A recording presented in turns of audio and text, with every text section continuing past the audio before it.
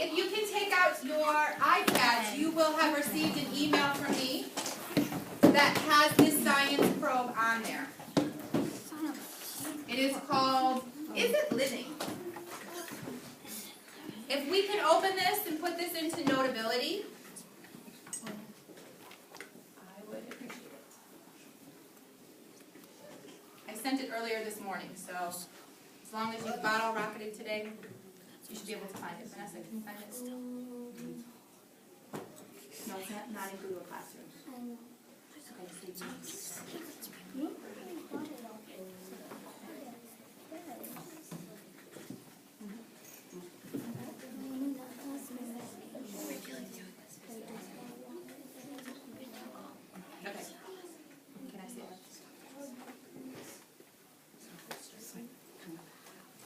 Okay, so okay, so again, if you're looking for this document, just wait a few minutes before we can get started. I'll look at this here in just a second.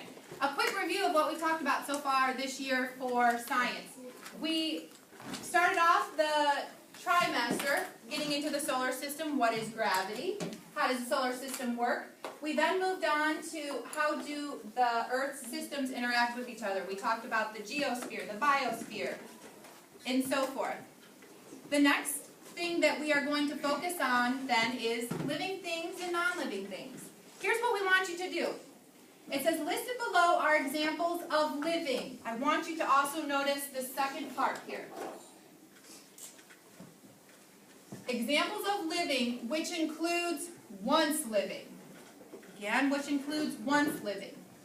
And non-living things. So for each of these items, you're going to put an X next to each one that you think is living. The other thing that I want you to keep in mind is that there are going to be some of the words here that maybe you haven't heard of. So I'm going to stop individually and read each of these to you. But I also want you to be thinking about what is the rule that you're using to decide whether the thing is living or not. Meaning basically, what do living things need? How do you know something is living? What is the criteria or the different ways that you're doing that? The other thing is this. We cannot research any of these things. This is trying to get your prior knowledge. What do you already know about these things? Sure, we can look these up and research them, and we will here in a little bit. But before we get into that, let's break this down. So at your seats, you can go along with me or you can kind of go at your own speed. First one is tree. Put an X. We're not going to talk about it out loud just yet. But you're going to put an X next to it if you think it's living, or you're going to leave it blank if you think it is non-living. Then we have rock. We have fire, boy, wind, rabbit, cloud, feather, grass, and sea. I think the first column are most words that you are familiar with. I want to draw your attention again to this in parentheses because this is a huge thing. Living or what was once living. May not be living now, but at some point it was living. Okay. We've got egg. Daniel, are you following? Thank you. Bacteria. Cell. Molecule. Sun. Mushroom. Potato. Leaf. Butterfly. This is pronounced pupae. Pupae. And basically it's an insect that is in the middle of stages. So like in between the larva stage and an adult stage. So it might be something that's in a cocoon. That's as much as I can tell you without having you research it on your own and go one way or the other with it. So I just want you to be a little bit familiar. I know they've thrown in some words here that maybe you're not understanding. Fossil. I love this next example. It's not just a bear. It's a hibernating bear. Maybe that's going to change some of your thoughts. This last one, has anyone ever heard of this word or want to take a shot at pronouncing it? Genetics? I've heard of it. Okay.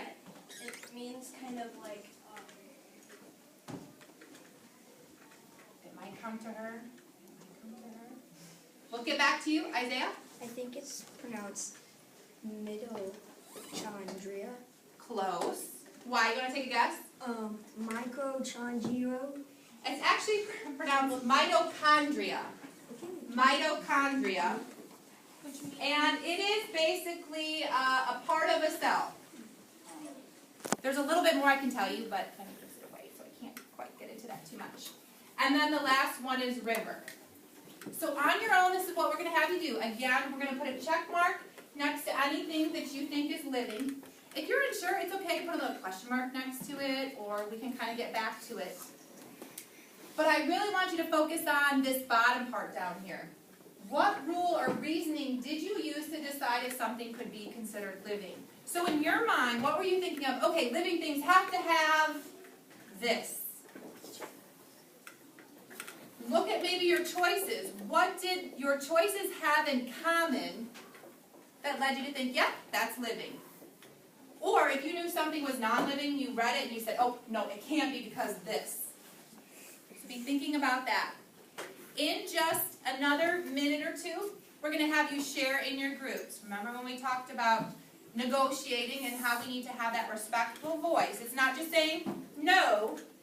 It's saying, I think this because. And it's okay to have kind of disagreements. In the last class, we had a lot of different opinions and really made even us think a little bit more about what was being said.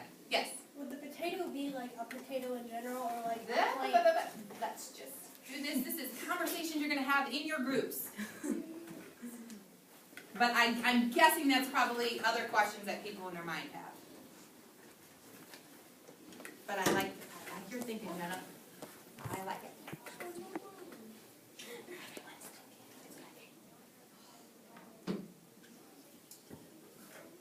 Yes. Can we start like sharing? Not yet. Okay. I want everyone to get their own individual thoughts up. I'm going to have. Yes, question? Yeah. Sure. Do you want me- So, okay, in your mind, what would living things have? What are some things that you can think of?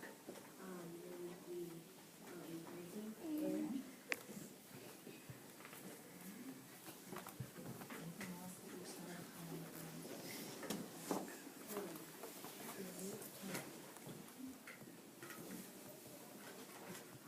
Good, well.